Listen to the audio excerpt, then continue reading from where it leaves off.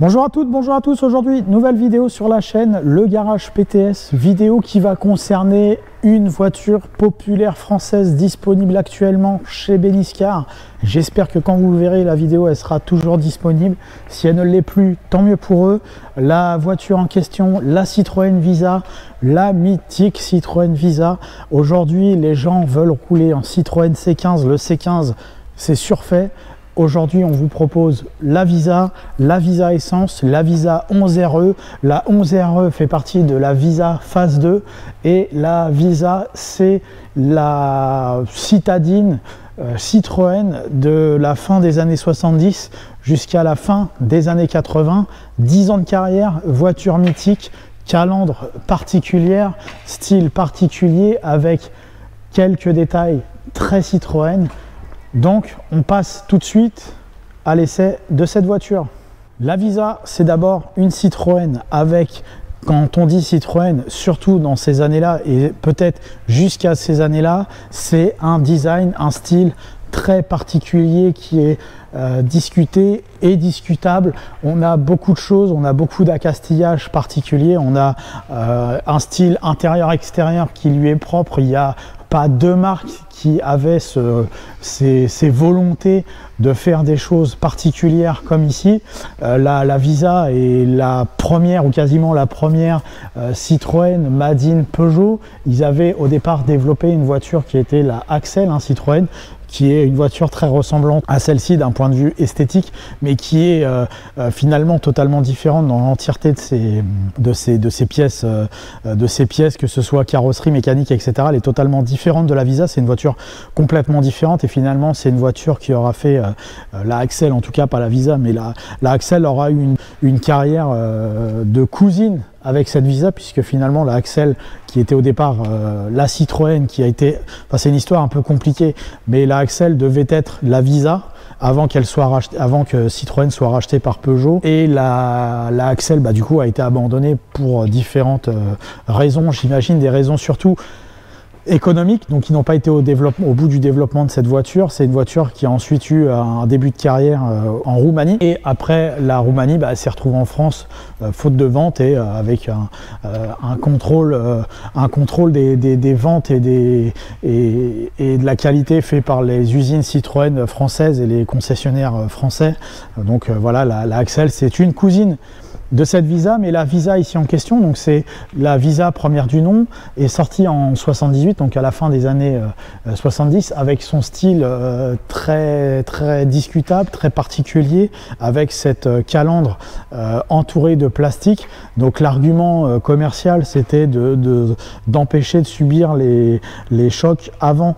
Donc le plastique avait pour réputation de se réparer facilement, et on peut voir que c'est un plastique assez particulier, assez gaufré, qui effectivement est censé limiter les chocs, limiter le fait de se faire abîmer la voiture. Cette calandre proéminente gonflée qui dépasse des feux, c'est peut-être aussi pour eux un argument, j'imagine, peut-être de qualité ou de puissance. Enfin, je sais pas trop pourquoi ils avaient fait ce style de calandre gonflé qui dépasse des feux.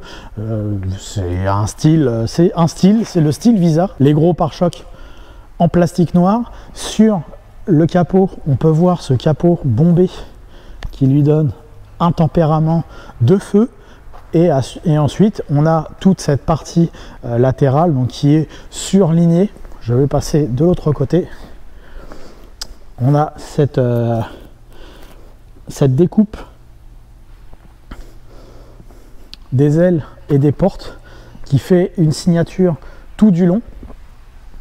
On peut voir également, style très particulier, les poignées de porte à bouton poussoir pour accéder à bord. On peut voir que les protections latérales sont de dimension généreuse, ainsi que le film parcourant les portes et qui ceinture également cette partie là. Donc c'est un style, à la fois on voit que le style a été fait à l'économie, et à la fois il y a quand même des choses qui sont d'une signature très particulière, qui sont très Citroën et qui sont en même temps datées déjà au moment où c'était sorti. Là par exemple ce genre de choses, là, les gouttières, on le voyait déjà plus dans les années 80, c'était déjà archi démodé, on ne voyait plus ça. La voiture a une carrière essentiellement dans les années 80, c'était déjà démodé aussi à cause de ça. Et à l'arrière de cette version RE11, donc on va voir après la partie mécanique, on peut voir un aileron de coffre proéminent. On peut voir là, ça fait bien 5-6 cm d'épaisseur, et du coup ça rajoute c'est un vrai aileron arrière sur cette voiture pour améliorer certainement la stabilité à haute vitesse, et donc le pare-choc arrière également dans ce plastique si particulier, granuleux, qui parcourt l'ensemble du tour de la carrosserie.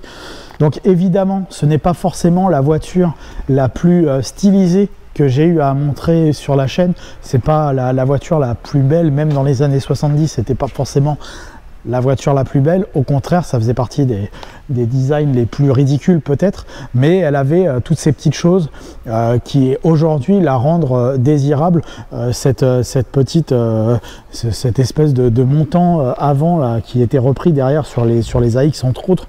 Ça c'est caractéristique de Citroën, enfin, il n'y a pas beaucoup de marques à ma connaissance qui faisaient ce genre de truc très très particulier.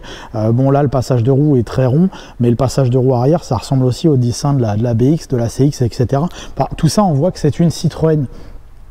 Finalement, ce qui est assez dommage sur ce style Citroën, c'est ces feux arrière qui sont pour le coup pas du plus bel effet, mais qui participent aussi au style total de cette voiture. Il faut savoir que la Visa, donc celle-ci, c'est une phase 2 avec ses quelques aménagements esthétiques en plastique. Les phases 1, elles avaient une calandre qui, elle, était aussi différente. Elles avaient un peu moins de plastique sur les parties extérieures.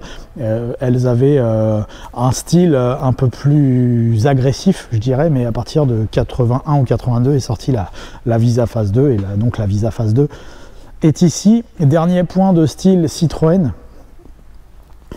le fameux monobras que l'on ne voit quasiment que sur les Citroën.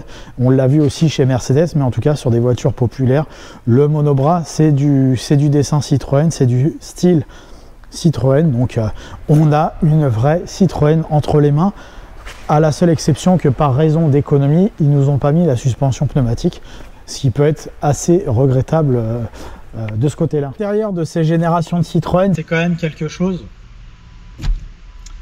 Je ne sais pas par quoi commencer.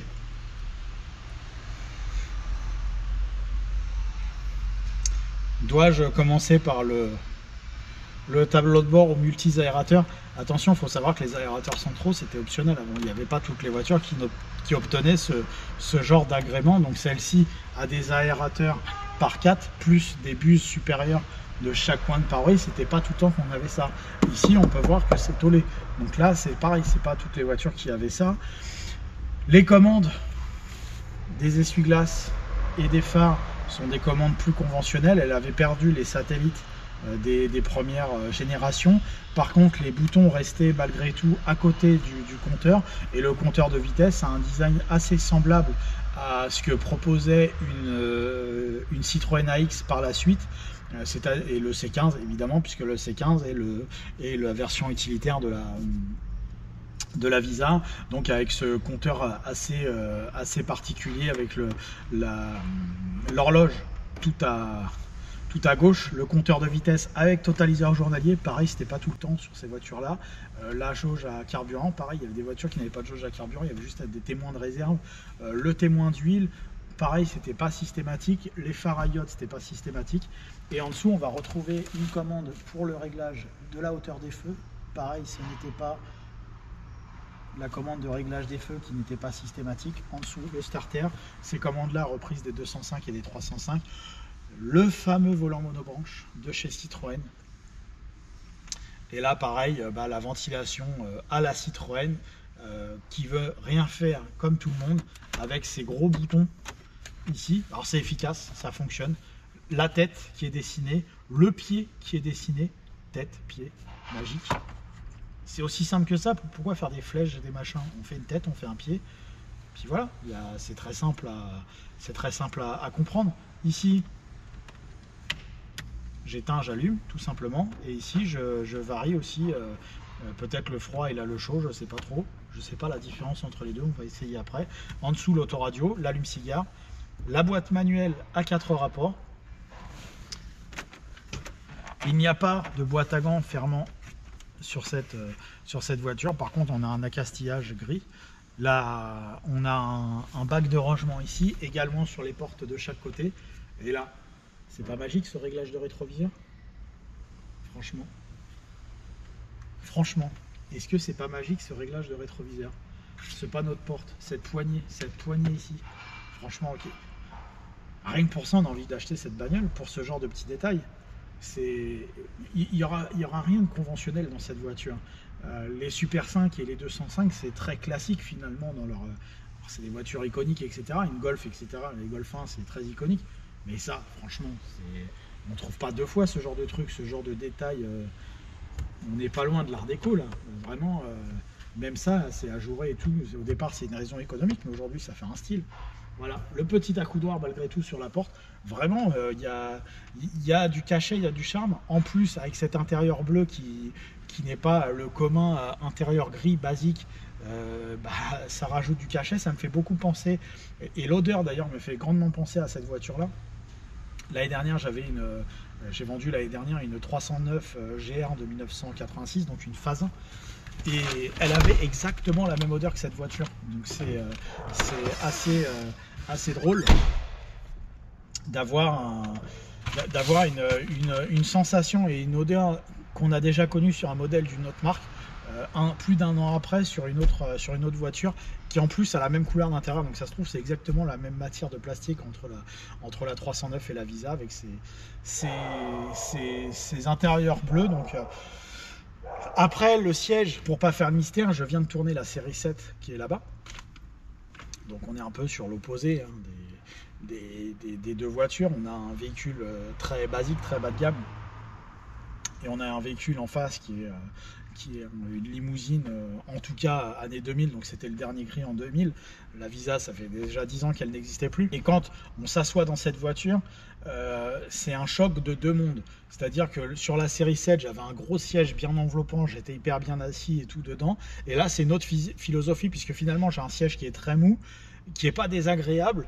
Franchement, il y a des sièges de voitures de ces années-là, même plus haut de gamme, qui sont nettement plus désagréables. Je trouve que dans cette voiture, je suis mieux assis que dans la R11, qu'on a essayé il y a quelques semaines, chez Beniscar également, comme ici. Je trouve que je suis mieux assis dans la Visa que dans la Renault 11. Donc, et la Renault 11, c'était pas une voiture non plus désagréable à l'assise. Mais celle-là, il y a un truc. Il y a un truc qui est un peu plus délicat et un peu plus particulier, c'est que les pédales sont très écartées sur cette voiture. Donc c'est assez étonnant. On va pas a priori faire de la course de côte avec cette voiture, mais on a malgré tout un environnement qui est très amusant, très drôle avec cette voiture. Évidemment, on a une qualité de finition qui est déplorable, hein. Je pense qu'on a rarement vu moins bien sur la chaîne. Je suis en train de réfléchir, mais là je pense qu'on est au maximum du plus naze. Malgré tout, elle a le mérite d'être toujours là, quasiment 40 ans après sa sortie d'usine, aidée évidemment par son kilométrage relativement faible, hein, la 32 000 km d'origine cette voiture. Donc elle est bien aidée en cela, mais la Visa est une voiture très fiable, mais dont la qualité des matériaux malheureusement laisse grandement à désirer. Mais je suis plutôt bien installé à l'intérieur. Je ne sais pas si on s'en rend compte ici, mais la largeur de ce siège, la largeur du dossier, elle est sensationnelle. Vraiment, là, ça fait quasiment tout mon bras, quoi. Enfin, c'est fou. Et on peut voir que ça fait 2 carrés complets. Ce siège, il est très très large. Il est hyper mou. Là, regarde, quand j'appuie comme ça dessus, ça fait un peu penser à un matelas à ressort. Voilà, c'est un confort totalement différent de la série 7. Mais c'est quand même confortable. C'est très étrange d'avoir deux voitures confortables avec deux philosophies complètement différentes. Évidemment, je ne dis pas que ça a le confort d'une série 7, la Visa, mais franchement, c'est extrêmement surprenant. Et puis, le dessin de ce siège avec, là, ici, les espèces d'échancrures et tout, ça fait des formes particulières de mousse. On s'y sent plutôt bien dans ce siège. Étonnamment, je suis très surpris par la qualité de ce siège. Et c'est, je vous dis, nettement mieux, je trouve, que la Renault 11. Après, en termes de visibilité, étonnamment, pour une voiture de cette génération-là, on est assez gêné par ce montant ici. Évidemment, la finesse de la porte nous laisse penser que si un homme drogué arrivant en contresens et arrivant sur une mauvaise voie nous tape, ça peut poser problème, évidemment, sur cette Visa. La visibilité est bonne, la rétrovision est bonne. On est plutôt bien à l'intérieur. Petit bémol avec ça, où on a ce petit gâchis visuel de ce côté-là. Et la troisième vitre latérale, donc sur la porte directement, nous offre un certain nombre de possibilités de ce côté-là. Donc c'est plutôt... Sur sa partie arrière, donc la Visa nous offre un cendrier, nous offre une ouverture de vitre manuelle. La vitre ne descend pas jusqu'au bout. Elle nous offre... Oui. Est-ce que quelqu'un s'est déjà assis à l'arrière de cette Visa? Est-ce que quelqu'un s'est déjà assis à l'arrière de cette Visa? Je n'en sais rien. Mais là, pour le coup, je peux pas dire que c'est inconfortable, mais c'est quand même pas terrible. En fait, il y a un truc qui est très particulier, c'est que cette banquette arrière, en fait, ici, il y a une mousse qui revient comme ça. Alors, j'exagère. Donc ici, c'est très proéminent et ici, c'est très creux. Donc, j'ai le dos ici qui est avancé et ici qui rentre. Donc, je suis forcément en avant. Et avec ce siège ici qui est comme ça, donc du coup, il est comme ça. Donc, mon corps est en fait comme ça. C'est très bizarre. Peut-être presque l'impression d'être assis aux toilettes. Je suis obligé d'être droit comme ça pour être... Enfin, j'ai une position qui est assez bizarre dans cette voiture. J'ai très peu d'avance. En même temps, c'est une voiture qui est assez compacte. On va pas être tellement en sécurité dans cette voiture. Le fait de ne pas avoir d'appui-tête sur ces versions, c'est assez également étonnant. Voilà, on a une voiture vraiment, véritablement d'un autre temps là dans cette Visa. On a malgré tout des poignées d'accroche en haut. C'est vraiment étonnant comme voiture. Là, ça fait longtemps que j'étais... Elle fait beaucoup plus vieillotte. Elle est vraiment plus dans l'esprit 2 chevaux que dans l'esprit Renault 11 par exemple, alors qu'elle pourrait être en concurrence avec une R11 ou une 205. Elle fait beaucoup plus vieillotte à l'intérieur et surtout à l'arrière qu'une 205 ou qu'une R11 ou même une Super 5. Alors, on sent vraiment qu'on a une génération en dessous avec cette voiture. C'est très étrange comme sensation dans cette voiture. Et donc le dernier point, c'est ce coffre. Donc avec cette plage arrière coupée en deux, on peut voir qu'il y a une partie ici, une partie au niveau de la lunette arrière, et quand vous fermez, c'est totalement isolé. On peut voir les emplacements de haut-parleurs sur le côté pour si on a le pré-équipement. On peut mettre des HP à l'arrière. On a un coffre qui est tarabiscoté. On a un coffre avec un seuil de chargement très haut, malheureusement. Donc on a évidemment malheureusement un coffre très particulier, je dirais. On a ici le bocal de remplissage de lave-glace arrière. Voilà, on va le mesurer pour se rendre compte de ses dispositions, si elles sont idéales ou pas. Mais là, au premier abord, c'est pas exceptionnel de ce côté-là. Pour ce qui est des mesures de la Visa, on va trouver 1,14 m de large. En longueur, on va retrouver 48 cm, quasiment 49. C'est pas si ridicule. Mais je pense que c'est un peu aidé par le fait que ce soit en diagonale et non droit au niveau de la longueur du siège. 57 en longueur de coffre, donc ça c'est très modeste. Et au plus petit en largeur de coffre, on va trouver 72. Donc effectivement le coffre est tout petit dans cette voiture. Du coup on a des dimensions qui sont quand même assez modestes dans celle-ci. Dernier point avant d'aller essayer cette voiture, on n'y voit pas grand chose dans les Visa puisque systématiquement il y a la roue de secours qui est sur le moteur.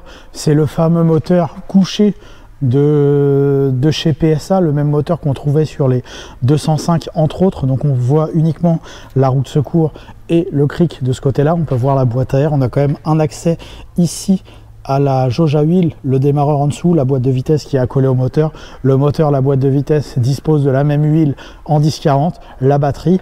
Cette voiture fait 50 chevaux, elle a une boîte manuelle à 4 rapports. On va les laisser sur route ouverte immédiatement. Donc nous voici au volant de notre Visa qui démarre au quart de tour. Donc ça c'est pas mal.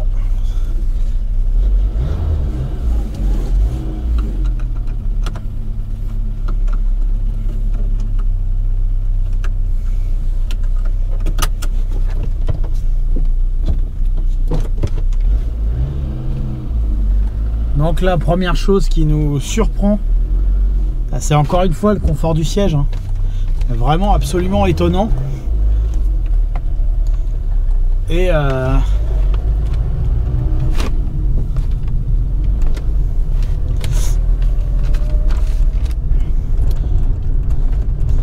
position de conduite, une fois qu'on est en route, on a l'impression de se rapprocher beaucoup de ce qu'est une Visa. On a l'impression de se rapprocher beaucoup de ce qu'est une 2 chevaux. Avec un point central dans la direction assez flou, assez particulier.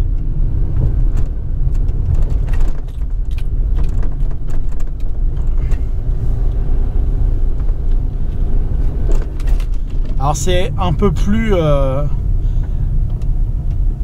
facile à conduire qu'une 2 chevaux, bien qu'une 2 chevaux soit pas hyper compliqué, mais c'est moins spécifique. C'est plus proche d'une voiture des années 70 qu'une 4L quoi, ou je sais pas quoi, ou que la 2 chevaux. Il y a une bonne surface vitrée, mais on sent que dans la conduite c'est vraiment bien plus ancien qu'une 205, même une Renault 11. Tout à l'heure je faisais le comparatif avec la R11. La R11 elle faisait vraiment beaucoup plus voiture des années 80 que ça. Là ça fait vraiment voiture des années 70, ça fait vraiment la voiture de mamie quoi là. Alors, vraiment c'est fou. Je sais pas si ça fait le même effet sur les... Parce que les Visa, malgré leur image de marque assez faible, on va dire, elles ont eu un certain nombre de versions sportives. Alors elles ont eu la chance dans les versions sportives d'avoir les trains avant assez semblables aux trains avant des 205 GTI. Donc je ne sais pas si les versions sportives des Visa ont la même sensation de conduite que cette version intermédiaire 11RE. Mais c'est vraiment, on est vraiment dans une sorte de décalage. Et puis alors ce volant est immense, très fin. C'est pareil, c'est vraiment surprenant comme ambiance, comme atmosphère dans cette voiture. Ça se conduit comme un vélo. Il y a un truc qui est assez... et pourtant je suis pas d'une très grande taille, mais un truc qui me dérange un peu dans cette voiture, c'est que j'ai pas les jambes allongées. Donc je conduis un peu comme dans un tabouret. Cette voiture, elle a vraiment peu de place à l'intérieur finalement, ce qui est assez rare pour une voiture de cette génération-là. Il y a beaucoup moins de place que dans la R11, il y a beaucoup moins de place que dans la 205. Il y a beaucoup moins de place que... La R9, c'est la même que la R11. Il y a moins de place que dans une Super 5. Et du coup, ils ont réussi à caler 5 portes dans un petit format comme ça. Mais par contre, c'est vrai que la position de conduite, elle est vraiment faite pour des petites personnes, hein. Si vous êtes grand et que vous lorgnez sur les Visa, pas hyper convaincu. Après, pour le reste, franchement, c'est bien sympa à conduire comme ça. Ça me fait bien rire.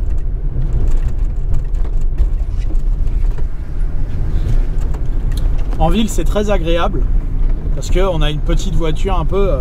on a vraiment la petite voiture de campagne là, en fait. Voilà, on est comme ça, on est cool, on kiffe, ça prend 1 tonne de roulis.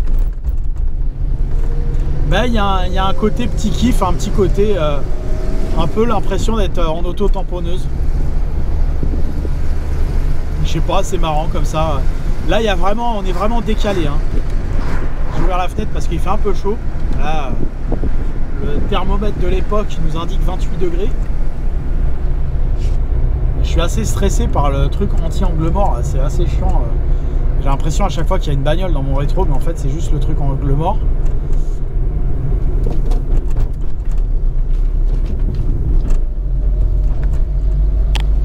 C'est assez drôle à conduire hein, cette Visa, franchement. Je savais pas à quoi m'attendre avant de prendre le volant de cette voiture. Mais elle est plus drôle à conduire qu'à regarder à l'extérieur, clairement. Hein. C'est mieux qu'une... Alors la 2 chevaux, c'est un mythe, il y a un côté un peu incomparable à cette voiture. Mais c'est la 2 chevaux, le délire 2 chevaux 4L. Bon, on est vraiment sur des vieilles conceptions. C'est plus facile, ça. Le freinage semble un peu meilleur. Le moteur aussi. On n'est pas sur des... Par exemple, on n'est pas sur... en tout cas, sur celle-ci, on est sur un 4 cylindres d'un litre. Un 4 cylindres d'un litre 1, donc ça suffit.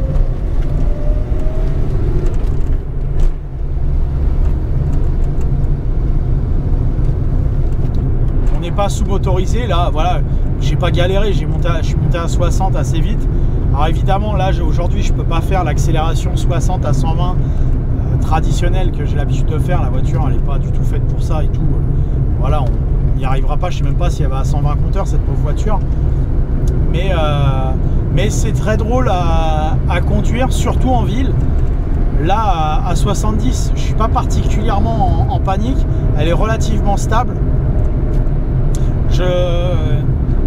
J'ai même l'impression qu'elle est plus stable que la Super 5 Baccarat que j'avais essayé il y a un petit moment sur la chaîne, il y a peut-être 6 mois ou 1 an, je sais plus trop.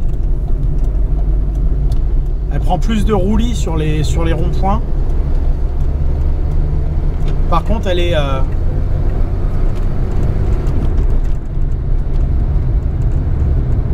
assez stable. Là, quand on arrive, elle met pas en panique. Là, je suis à 80, elle met pas en panique, quoi. Voilà, je peux rouler comme ça sans difficulté particulière. J'irai pas la pousser à fond pour être tout à fait honnête. On sent que c'est pas fait pour. Mais voilà, c'est franchement très drôle à manier, très drôle à utiliser.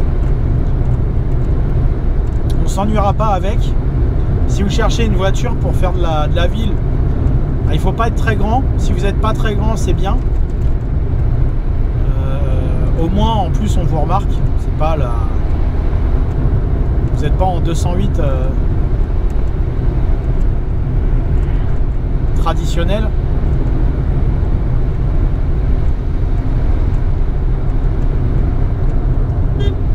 Le klaxon, il est drôle. Vous avez une voiture qui est très fiable, qui est archi économique, qui passe partout, qui se gare bien pour faire la traversée des villages, pour faire la traversée de Paris. L'un comme l'autre, franchement, je dis oui. Hein. C'est vraiment... vous avez un décalage complet. Voilà, c'est vraiment surprenant. Je suis content d'avoir pris le volant de cette Visa.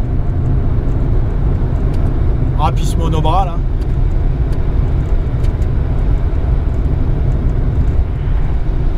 C'est drôle aussi.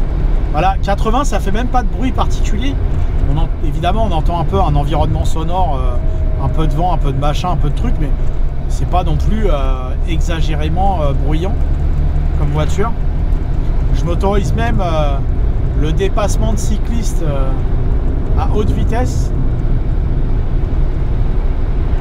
Ça tient moins bien la route qu'une 205, mais franchement, c'est pas la honte. Donc voilà, si vous n'êtes pas un géant, vous pouvez y aller. Vous ferez des kilomètres raisonnables, hein. On ne fera pas 2000 km avec ça. D'un coup en tout cas. Mais vous pouvez vous offrir une petite voiture de ville assez sympathique et elle mérite d'être redécouverte aujourd'hui. Voilà, merci à vous d'avoir suivi cette nouvelle vidéo sur la chaîne Le Garage PTS. Merci à Beniscar également pour la mise à disposition de la voiture. N'hésitez pas à vous abonner, à aimer, à commenter Le Garage PTS sur Facebook, YouTube et Instagram. Merci à vous, à bientôt.